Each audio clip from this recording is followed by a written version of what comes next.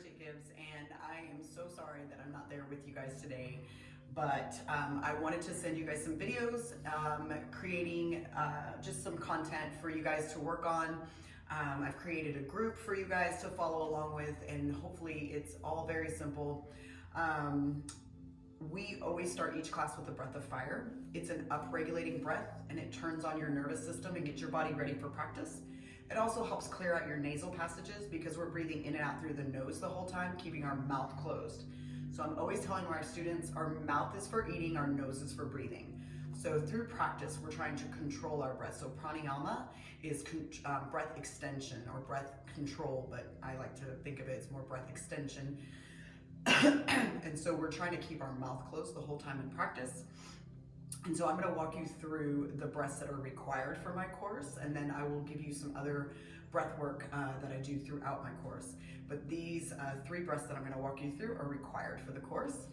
And so the breath of fire, when I explain to people how to do the breath of fire, when we take a proper inhale, our shoulders should not move and our chest should not move. So when our shoulders and chest move, we're more in a fight or flight, which is a sympathetic nervous system branch. You will learn all about that when you go into the HRV and the breath part of your group.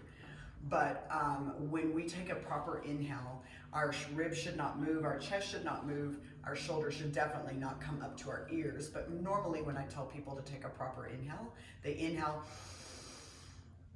like that. So we are 360-degree breathers, not horizontal breathers. So we should breathe out, not up. So just make sure that you're breathing correctly, especially when you're teaching breath. So when we are teaching class, when we are doing a yoga class, we are actually lowering the blood oxygen level of your, we're lowering your blood oxygen, therefore making your blood oxygen more readily available in your hemoglobin. So if you've read your required reading, which is the Oxygen Advantage, you'll learn a lot more about how to manipulate the blood gases and all that stuff. But for this one, we're just gonna try to inhale. So when we inhale, your belly should come out, your ribs should move, and your back should move. And then when we exhale, we wanna exhale everything out. So we wanna use our diaphragm, not as much our ribs. So when I'm telling people to think about breathing correctly, people go like that, and then of course their chest is gonna kind of move. So try to think about more drawing your diaphragm down and the air comes in through your nose. So when we inhale, it's more that my diaphragm is pulling the air in than I'm just going. So there's 96 reasons, 76, why we breathe through our nose.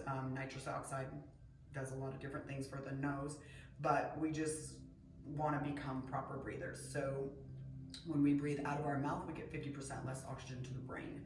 So you wanna make sure that when you breathe, inhale, and then we exhale, and then inhale, and then we'll exhale, exhale, exhale. And we'll do 3 rounds of 20, and that starts every yoga practice.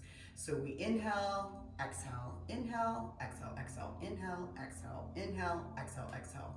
We do it with our eyes closed. I'm gonna show you with our mouth open first, but we will do it with our mouth closed just so you will understand how it works. And we're pressing from our lower abdomen, so our Uddiyana Bandha.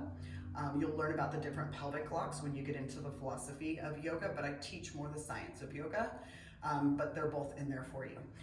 So when we inhale, we'll, and so I'm pressing through my Uddiyana Bandha, but we do it with our mouth closed, so it's, and then we inhale, exhale, inhale. And so I'll just walk you through real quick. So we'll inhale, exhale, engaging all your accessory muscles. Inhale, and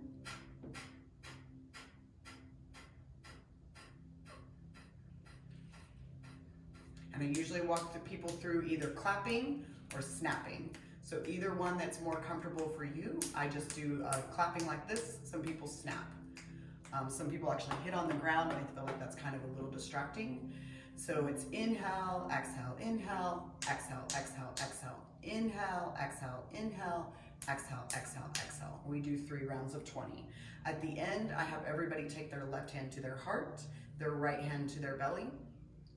And so I want you to notice how you're breathing. Are you breathing backwards? So most of us, when we inhale, the chest moves and the belly goes in.